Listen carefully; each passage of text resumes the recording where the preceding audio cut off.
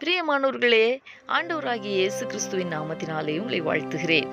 இந்த நாளிலும் நம்முடைய தியானத்திற்காக சங்கீதங்களின் புஸ்தகம் 18ஆம் சங்கீதம் 30வது வசனத்தை நான் வாசிக்கிறேன்.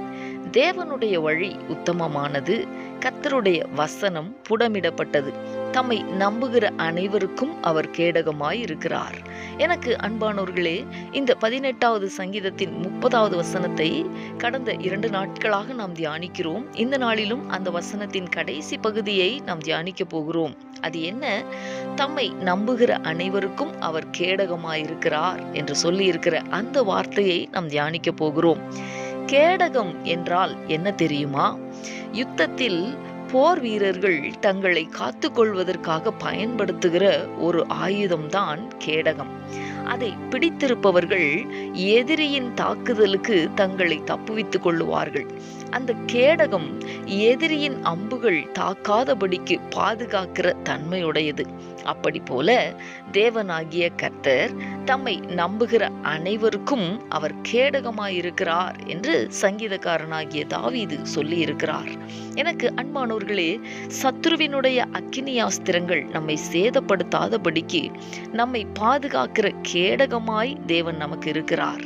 அவரை நம்புகிற அனைவருக்கும் அவர் கேடகமாயிருக்கிறார் என்று தாவீது சொல்லி இருக்கிறதை கவனியுங்கள்.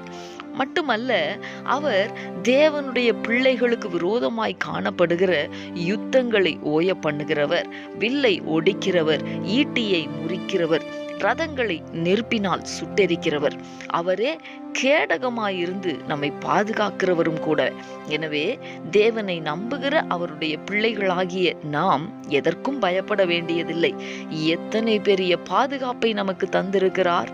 இந்த ஆண்டவரின் பாதுகாப்பை அனுபவிக்கிற நாம் ஒவ்வொருவரும் ஒவ்வொரு நாளும் அவருக்கு நன்றி செலுத்தி ஜெபிக்க வேண்டும். ஜெபிக்கலாமா?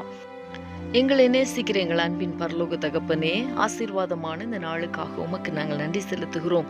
இந்த நாளிலும் தம்மை நம்புகிற அனைவருக்கும் நீர் கேடகமாயிருக்கிறீர் என்பதை நாங்கள் தியானித்தோமே.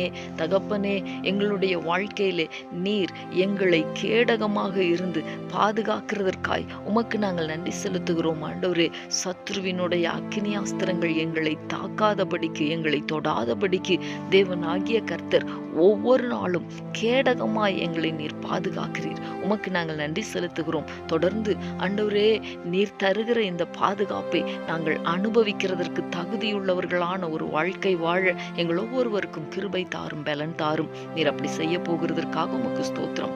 இயேசு கிறிஸ்துவின் நாமத்தில் வேண்டிக் கொள்ளுகிறேன் நல்ல பிதாவே. ஆமேன், ஆமேன்.